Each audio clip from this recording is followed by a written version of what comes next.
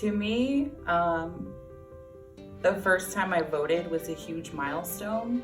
I was 18. It was 2008. It was the year Barack Obama ran.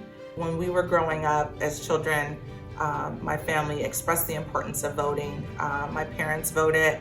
I actually remember going to the polls at some times with my mom and just being able to listen to her explain to us the importance of, putting your name on this document, saying that you are part of history and a part of change. Voting for me personally is an opportunity for me to be able to express my voice, my ideas. Culturally, voting matters to me because my community, including my Hispanic family, including the women of my family, including anyone in my family who was not a land-owning man, did not have the rights to vote until fairly recently. Historically, women, people of color haven't been able to vote, and we do have the power to vote now, so we need to not just waste it. So culturally, it is something that I do because people fought for it for me so that I could do it.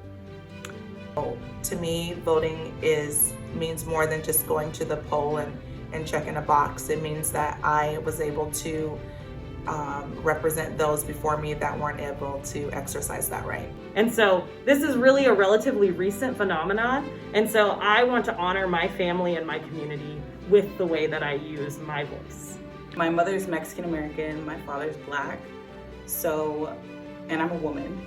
So voting culturally is never something that I felt like I was allowed to take for granted. Because I'm indigenous of my country, so I'm a native. I'm like equivalent to a tribal member here in this country, right? Like an indigenous person. And in my country, it's really sad because a lot of indigenous people don't get an opportunity to vote because they don't have the direct resources that a lot of people in my country have. We have been a nation since 1776, which is 244 years from today. But the Voting Rights Act, which was passed in 1965, is only 55 years ago. And this act was really truly an act that allowed both women of color and African American individuals to be able to utilize their right to vote without tactics that had been used to manipulate that right to vote being allowed anymore. Even though what we're seeing today mirrors what we saw 40, 50, 60, 70 years ago. The importance is that we keep pushing forward because without us, change will never come. So historically, it's kind of tied into my culture, Black, Mexican, female. But it's also important that I recognize the American story and how, as a country, as colonies, we fought also for the right to be represented.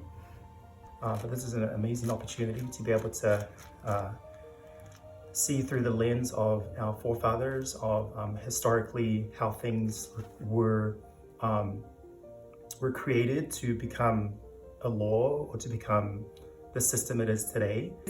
In the same way that, my ancestors of color had to fight for their right and continue to fight, our American forefathers had to fight for the right to vote as well. That even though we've come so far, we still have a lot further to go. Any person, no matter what color, no matter what background, no matter what ethnicity you are, is able to become president. We create better visions of the future. I use my voice in a positive way to bring positive change. When you have a voice, you should use a voice. Even in the times where I didn't like a candidate or didn't really care about a particular issue, I do it, and I've done it because people fought with their time and their energy and their lives sometimes so that I could have this right and I could enjoy the rights that I should have always had and that our people should have always had. When we as Americans are involved in our processes of government, our government is better.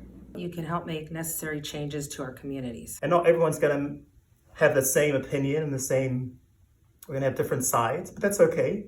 I want to say in what happens in my community. We're a country, we're a community we work together. If we're not working together, if we're not voting together, if we're not all contributing in some way, then it's not really the United States. Students should be involved in student government and voting at their schools because it's their first taste of having their voice being heard. At an early age, it's important that students see themselves as part of the process, that they can see how change, so they can be part of that change early on.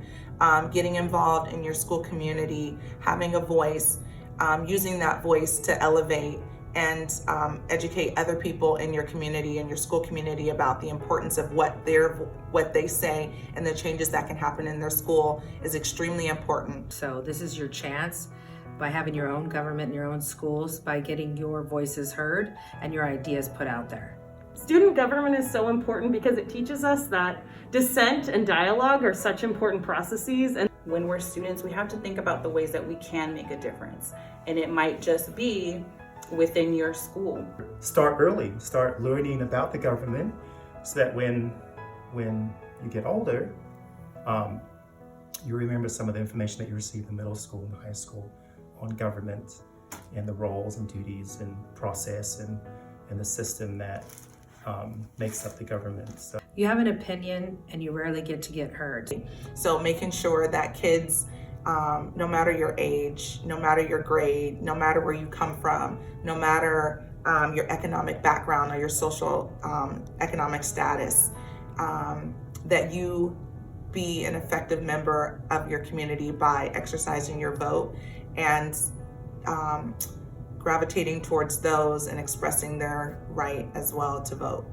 As students, we might feel, or we might have felt, I know I did when I was a student, we might have felt like what we think or what we say or what we feel doesn't really matter. It's always up to the teachers and the principals and the parents. But when we have an opportunity to share what we think or how we feel, we have to take advantage of it. And one way we can do that is through voting in our student elections.